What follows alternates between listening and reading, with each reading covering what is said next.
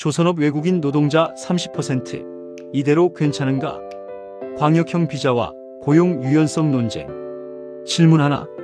대한민국 조선업 세계 1위입니다. LNG 운반선, 방산 선박, 세계를 호령합니다. 그런데 이 조선소에서 일하는 노동자 10명 중 3명이 외국인입니다. 30%. 이것이 정상입니까? 더 충격적인 건 지방정부가 직접 비자를 발급합니다. 울산시가 베트남에서 노동자를 데려옵니다. 월급 220만원 최저임금 수준입니다. 이재명 대통령이 국무회의에서 문제를 제기했습니다. 이게 과연 바람직한가? 국내 노동자 일자리는, 조선업 미래는? 오늘 이 질문에 답하겠습니다. 준비되셨습니까? 일부 광역형 비자의 실체. 지방정부가 비자를 발급한다. 광역형 비자.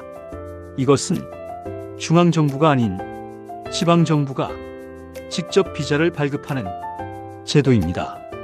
시범사업으로 시작되었습니다. 울산이 첫 사례입니다. 왜 이런 제도를 만들었을까요? 조선업 호황, 일손 부족, 베트남, 필리핀에서 노동자를 데려옵니다. 처음 계획 4,400명 허용, 실제 입국 88명, 임금 220만원 최저임금입니다. 대통령이 질문했습니다. 외국인 노동자 220만원 주고 채용하면 국내 노동자 일자리는 어떻게 되는가? 울산 타운미팅에서 들은 이야기입니다. 시민들이 항의했습니다. 지역경제에 도움이 안 된다. 왜? 최저임금 받으면 골방에서 최소한 생존만 하고 나머지는 전부 본국 송금, 지역에서 돈을 안 씁니다. 소비가 없습니다.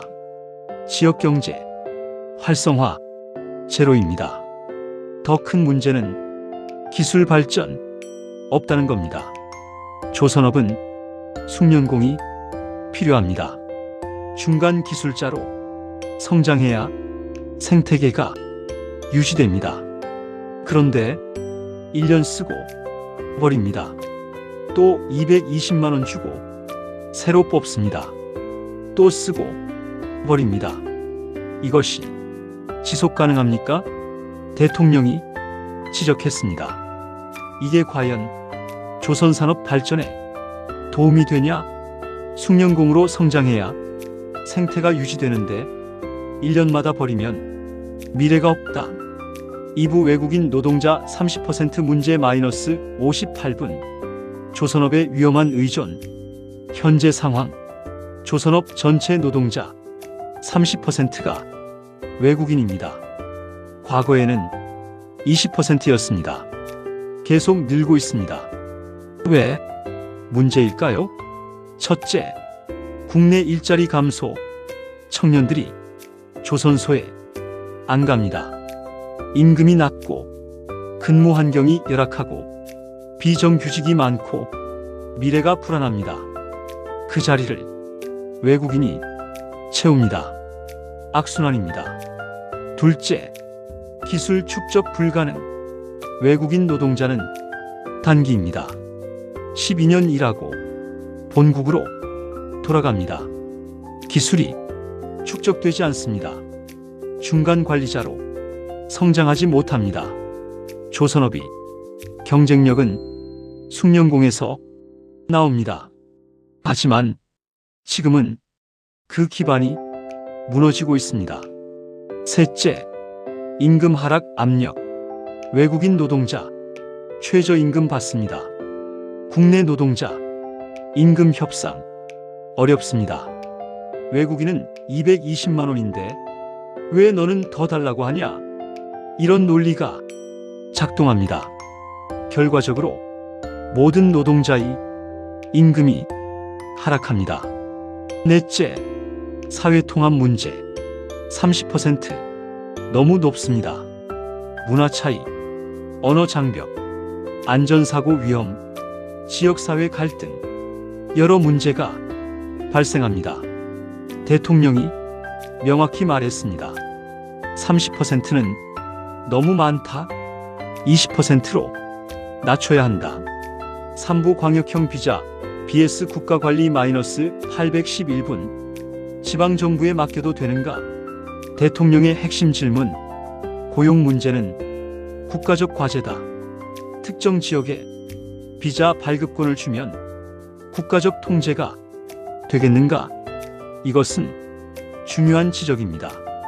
현재 시스템, 산업부가 노동자 추천, E-9 비자, 노동부 관리, E-7 비자, 법무부 관리, 복잡합니다. 여기에 광역형 비자까지 지방정부가 직접 관리, 더 복잡해집니다. 문제는 무엇일까요?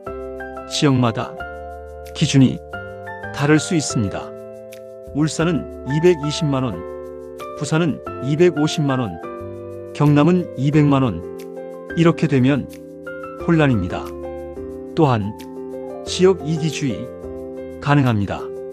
우리 지역만 살면 된다. 전체는 모른다. 이런 태도 위험합니다. 대통령이 지시했습니다.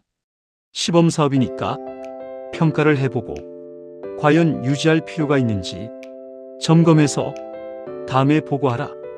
노동부 장관 답변했습니다. 검토하겠습니다. 임금도 최저임금이 아니라 생활임금 수준으로 올려야 합니다. 외국인 비율도 20%로 낮춰야 합니다. 사부 조선업 르네상스의 조건 -1114분 성장의 과실을 누가 가져가는가? 조선업 호황 10년치 수주 완료. 도크에 배가 쌓입니다.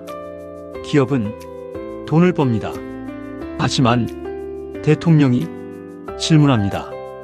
도크에 배가 쌓이고 수주가 10년치라고 그게 호황인가? 성장의 과실 누가 가져가는가? 핵심입니다. 정부가 세금 투자하고 외교력 집중하고 국가 역량 총동원해서 조선업을 키웠습니다. 마스카 미국 진출 성공했습니다. 그 결과물을 누가 가져갑니까? 대기업만? 아닙니다. 중소조선소도, 부품업체도, 노동자도, 지역경제도 함께 나눠야 합니다. 대통령이 강조합니다. 새로운 성장 영역에서는 기회도 공평하게, 성과도 공평하게, 양극화를 줄여야 진정한 성장이다. 외국인 노동자 최저임금으로 일자리 대체하고 지역경제 나빠지고 성장의 과실은 상층부가 독식하고 밑에는 더 어려워지면 이것은 지속 불가능합니다.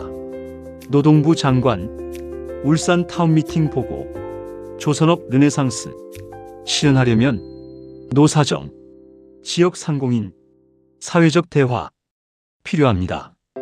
원청과 하청, 격차 없애고 좋은 일자리 만들어야 청년들이 선호하는 매력적인 산업으로 발전시켜야 합니다. 대통령이 동의합니다. 물 들어올 때 노 저어야 한다. 지금이 기회다. 서로 양보하고 신뢰 쌓고 생태계 만들어야 한다. 마무리 고용 유연성 BS 안전망 -1415분 진짜 문제는 신뢰. 대통령이 본질을 말합니다. 노동자 입장 해고되면 죽음이다. 사회 안전망 너무 취약하다. 재취업 불가능하다. 정규직 -비정규직 격차 너무 크다. 절벽 위에 있다.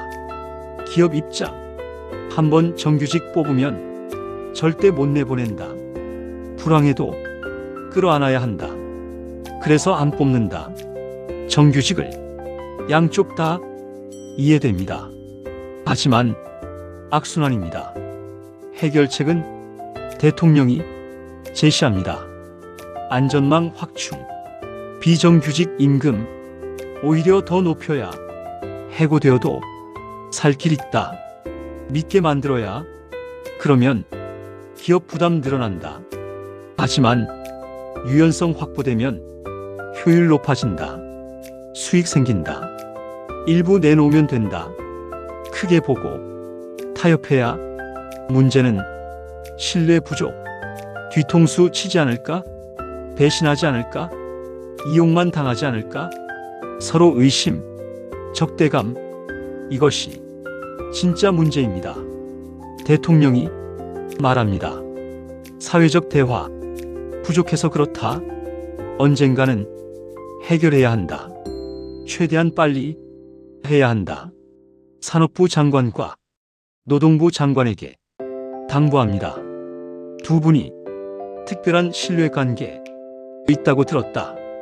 일단 두 분부터 시작하라. 웃음이 터집니다.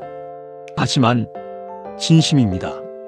결론: 조선업 외국인 노동자 30%, 광역형 비자, 최저임금 220만원.